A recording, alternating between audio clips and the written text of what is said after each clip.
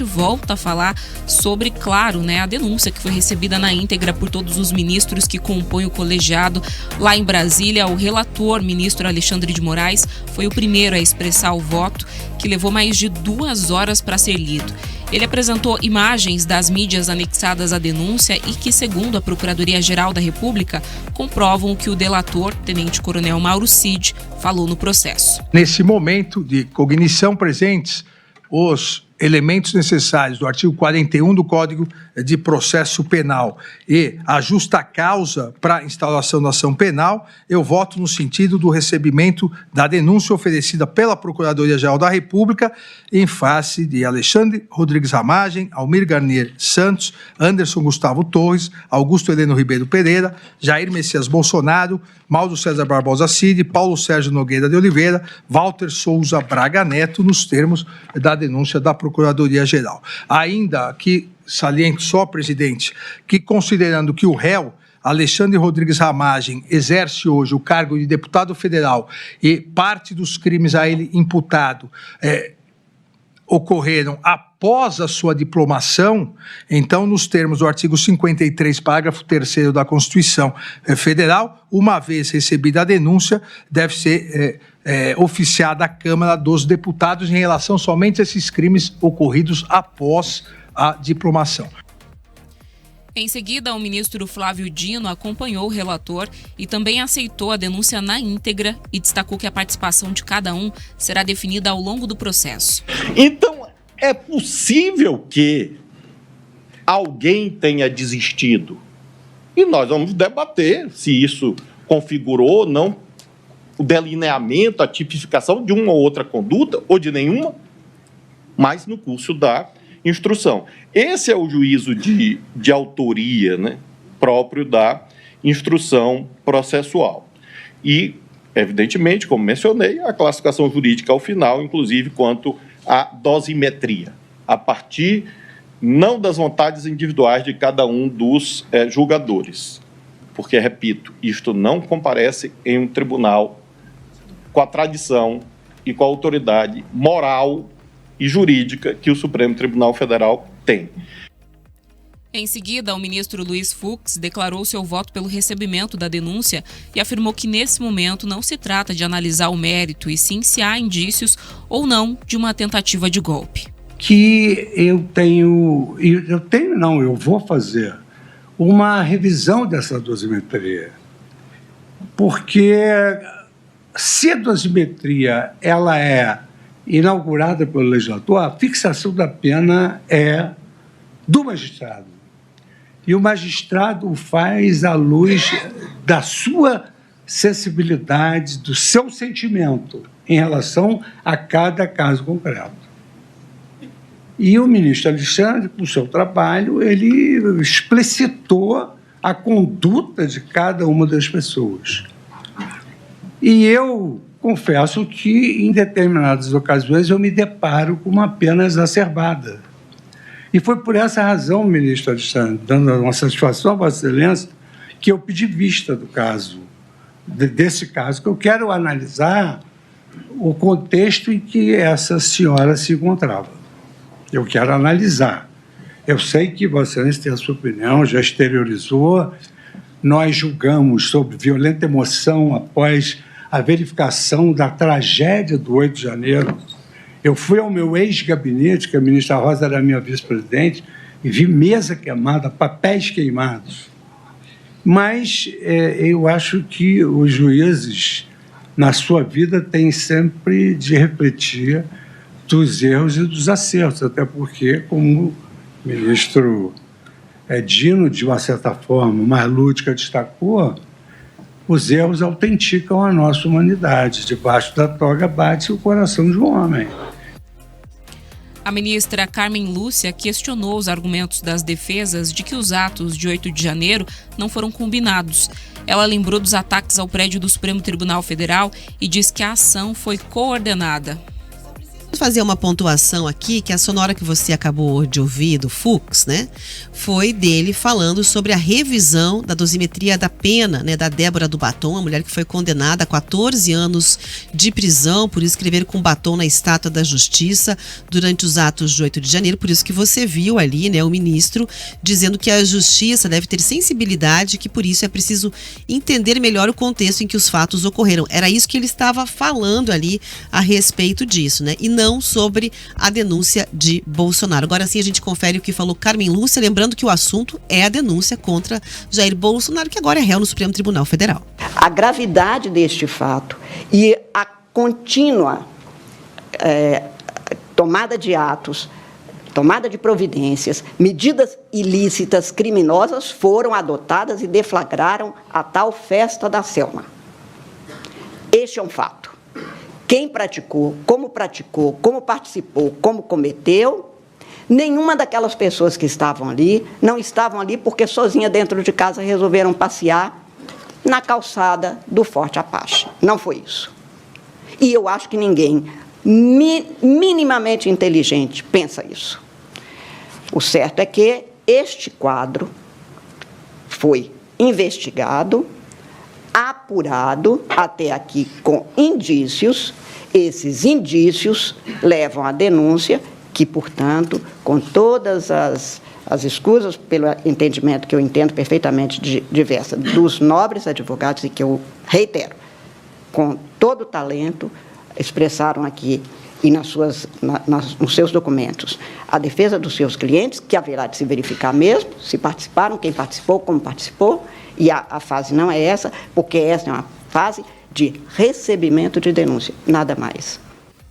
Bom, agora sim a gente vai conferir o que disse, então, o ministro Fux, né, diante dessa avaliação que tornou Jair Bolsonaro e seus aliados réus a partir de agora lá no Supremo. Nós estamos numa fase de prelibação, de verificação dos indícios de autoria e da materialidade dos delitos. Isso é uma fase ainda inicial. E todas essas digressões que eu fiz agora, eu vou me reservar para analisar melhor no curso da instrução. E se eu quero me reservar o direito não, os juízes têm poder, não tem direito, tem poder e dever. No poder de avaliar, eu necessito efetivamente receber a denúncia, para que eu possa, aí sim, me aprofundar em todas essas questões que eu aqui citei como observações. Porquanto, em relação à autoria e à materialidade, o relator e o Ministério Público legaram à turma, à sociedade, tudo quanto nós precisávamos saber para o recebimento da denúncia. Então, eu quero acompanhar o eminente relator, nos termos do seu voto. Por fim, o presidente da primeira turma, ministro Cristiano Zanin, acompanhou o voto do relator, aceitando a denúncia na íntegra. Que não necessariamente o acusado tem que ter estado no dia 8 de janeiro, mas se ele concorreu de alguma forma para que esse evento tivesse ocorrido, ele responde nos termos da lei. É o que está expresso no Código Penal. Então, ao meu ver, não adianta dizer que a pessoa não estava no dia 8 de janeiro se ela participou de uma série de atos que culminaram nesse evento que, em tese, é compatível com os delitos descritos pela Procuradoria-Geral da República na denúncia. Ministro Zanin, porque se não fosse assim, não existiria mandante de homicídio, né? Exatamente, exatamente. Ele é apenas o autor material, né? Exatamente. Então, existem inúmeros documentos que mostram, em tese, a participação dos denunciados em atos que podem ter culminado no dia 8 de janeiro. Se esses documentos, se esses depoimentos são verdadeiros ou não, é o que se vai discutir ao longo da instrução. Mas, neste momento, eu também considero que há materialidade e indício de autoria a ensejar o recebimento integral da denúncia tal como exposto pelo voto do eminente relator. Com o recebimento da denúncia, Bolsonaro e os demais acusados viram, portanto, réus, conforme explica o advogado eleitoralista e professor de Direito Constitucional Luiz Gustavo de Andrade. O recebimento da denúncia se inicia ação penal contra o ex-presidente Jair Bolsonaro e os demais investigados. Iniciada a ação penal, se inicia a fase instrutória, então serão produzidas provas pela acusação, nesta ordem, pela acusação e na sequência pela defesa. São inúmeras provas que podem ser produzidas, documentais, periciais, principalmente testemunhais. E o processo vai seguir esse trâmite até a fase de alegações finais e julgamento. Além do ex-presidente Jair Bolsonaro, fazem parte do núcleo 1 da denúncia da PGR o deputado federal Alexandre Ramagem, o almirante e ex-comandante da Marinha Almir Ganier Santos, o ex-ministro da Justiça Anderson Torres, o general da Reserva e ex-chefe do Gabinete de Segurança Institucional Augusto Heleno, o tenente-coronel e o ex-ajudante de ordens da Presidência da República Mauro Cid, que é o delator, o general e ex-ministro da Defesa Paulo Sérgio Nogueira e o general da Reserva e ex-ministro da Casa Civil Walter Braga Neto. Tá aí, portanto, um apanhadão do que aconteceu, e a Camila bem desenhou até como é que isso vai se dar daqui para frente. No campo do judiciário, acho que não vamos ter grandes surpresas, Dificilmente com o desenho que se apresenta hoje você consiga olhar para um futuro e imaginar um desenho que não decepcione profundamente a direita, ou que não traga uma responsabilização para Jair Bolsonaro. Hoje, gosta ou não, o cenário é esse. Vai ter responsabilização muito provavelmente. Então se abre um prazo, a defesa pode inclusive entrar na questão do âmbito de provas, fazendo ali uma série de apresentações, vão ser ouvidas testemunhas, os réus. É um processo que ainda terá um certo tempo, mas se seguir o ritmo que se apresentou para análise da denúncia, não tarda no sentido de se cruzar ali, com o pano de fundo eleitoral que também está relacionado a essa medida. Agora é entender como é que vão lidar com isso. Bolsonaro já falou que não vai sair do país, já comentou sobre a possibilidade de prisão em algumas entrevistas antes mesmo da data de hoje com o aceite, falando que vai seguir e que ele ainda vai gerar uma série de dores de cabeça e vai incomodar muito, a eles, o termo que ele utilizou, morto ou preso, que está pronto para tudo que vier pela frente. E é claro que você, numa situação dessa, imagina um plano B, para o seu grupo político já antevendo, não vai esperar a onda te atropelar, antevendo o que deve chegar pela frente. Uma saída nós já apontamos, a anistia agora vai ganhar turbo, vai ser tunada ali basicamente a pauta da anistia, com muito empenho no sentido de travar mesmo o Congresso Nacional. A volta do Hugo Mota, ele já deve aproveitar toda a calma oriental que a gente tem quando vai assim para a Ásia, ou que você tem quando imagina a Ásia, porque vai chegar aqui com um Brasil completamente estremecido, e é lá que vai respingar, na Câmara, e também com as discussões que vão ser feitas diante do levante popular, ou seja, as manifestações para demonstrar que existem apoios. A gente tem uma agendada em São Paulo, do ponto de vista da direita, tem previsão também de manifestação no Nordeste. Bolsonaro chegou a falar em Aracaju, e isso deve conduzir ali uma movimentação que se espalha por todo o país. Em breve no Paraná, não é muito impossível que a gente tenha também uma grande concentração, até porque o Bolsonaro chega aqui, se nada mudar, no começo de abril, para lançar o Felipe Barros, o seu candidato ao Senado. De certa forma, é uma dança de compasso marcado, é uma dança de cartas marcadas, porque você olha para esse cenário e, tecnicamente, você consegue dizer o que poderia ser feito? Talvez um ouvinte mais bolsonarista que esteja acompanhando a rádio nesse momento, se tiver resposta, se imagina que há uma forma de que Bolsonaro não seja responsabilizado, nem que seja com a pena mais leve que o Supremo consiga colocar, por favor, se manifeste para a gente tentar compreender. Mas parece que todo mundo já tem a leitura, de que existem elementos do ponto de vista dos ministros do Supremo Tribunal Federal para dar um andamento no sentido de responsabilização, sim, por tentativa de golpe. Tudo isso que a gente viu até agora é o que está se chamando de uma fase pré-julgamento. O que chamou muita atenção é que esses 7 réus agora são considerados pela PGR, pela investigação da Polícia Federal, como os responsáveis por orquestrar toda essa trama golpista. Seriam os principais dentre todos os acusados de envolvimento. E a estratégia dos advogados como de certa forma já era esperado, foi fazer defesas muito individuais dos seus clientes. Não houve uma coordenação entre eles. Então, nenhum dos advogados nega que, de fato, o de Bolsonaro foi o que mais ali voltou atrás um pouquinho dessa questão, que prestou mais essa atenção nesse ponto, mas nenhum deles nega o que ocorreu no dia 8 de janeiro, nega que houve uma trama golpista, apenas defende que o seu cliente não teve nenhum papel fundamental ou esteve ali orquestrando isso, tenta tirar do alvo justamente o cliente. Isso é uma coisa que foi bastante ressaltada em Brasília e sem dúvidas considerada pelos ministros.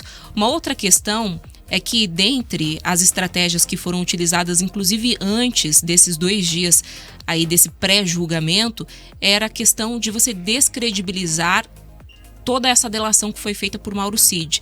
Mas, ao mesmo momento que muitos desses advogados faziam essa questão das críticas a essa delação, também eles iam lá e pensavam alguns trechos quando esses trechos eram relevantes para livrar ou tentar, pelo menos, minimizar a participação dos seus clientes. Tudo isso deve ser considerado. E outro ponto que também foi muito destacado, ressaltado, era a questão de que eles não tiveram acesso a todo o material dessa investigação, as provas que foram colhidas, que foram utilizadas para a denúncia da PGR. Então, agora é importante a gente dizer que, seguindo esse rito processual, poderão ser marcadas aí audiências, oitivas de testemunhas, expedição de ofícios para coletar outros documentos. Então chegou a fase, o momento em que esses advogados vão ter acesso de fato a todos os documentos aí. Coletas de novas provas também poderão ser feitas pela acusação e pela defesa, e é só depois de toda essa fase que se abre agora que o Poder Judiciário vai então decidir pela absolvição ou a condenação dos réus. Mas como a Rafaela Moron já destacou, já existe uma tendência, já se espera aí por uma condenação. O tempo de pena, que é uma pergunta que naturalmente todo mundo vai se fazer, ele pode variar, até porque a gente está falando de vários crimes, né? Organização criminosa armada, que tem pena de 3 a 17 anos, tentativa de abolição violenta do Estado Democrático de Direito, de 4 a 8 anos, golpe de Estado, de 4 a 12, dano qualificado pela violência e grave ameaça contra o patrimônio público, que vai de 6 meses a 3 anos, e deterioração do patrimônio tombado, de 1 a 3 anos. Então, se condenado por todas as acusações, o ex-presidente Bolsonaro, por exemplo, pode receber uma pena de até 43 anos de prisão. E levando isso em consideração, agora, nesse momento lá em Brasília, a direita já tenta se articular e pensar nesse cenário realmente das eleições de 2026 sem Bolsonaro, que eu tenho que lembrar, independente desse julgamento, já estava inelegível. E claro, existem vários nomes que estão aí nessa disputa, inclusive o nome do governador do Paraná, Ratinho Júnior, mas a principal construção, ou que se indica, é que Bolsonaro tem uma preferência por um nome que seja mais próximo e de total confiança dele. E aí a gente está falando de um nome da família. Eduardo Bolsonaro não deixa de ser desconsiderado, mas fica uma incógnita com essa ida dele aos Estados Unidos. Essa estratégia, que a Rafa bem lembrou aqui no Brasil, agora por parte da direita, está muito focada na anistia, também tem uma segunda linha, que é uma estratégia internacional. E aí o Eduardo Bolsonaro, estando nos Estados Unidos, é bastante importante para o pai e para a direita brasileira, porque por lá ele tenta angariar um apoio, uma força, principalmente de Trump, que é o principal representante da direita hoje no mundo, e até, quem sabe, alguma medida, alguma restrição por parte do governo norte-americano contra o Alexandre de Moraes, o Supremo Tribunal Federal. Isso ainda é muito nebuloso, não se sabe como se poderia construir algum tipo de apoio, então, por parte dos Estados Unidos a essa campanha, vamos dizer assim, esse esforço que está sendo feito pela direita, mas é uma das estratégias e uma das principais estratégias que a partir de agora vão ser utilizadas aí por esse campo.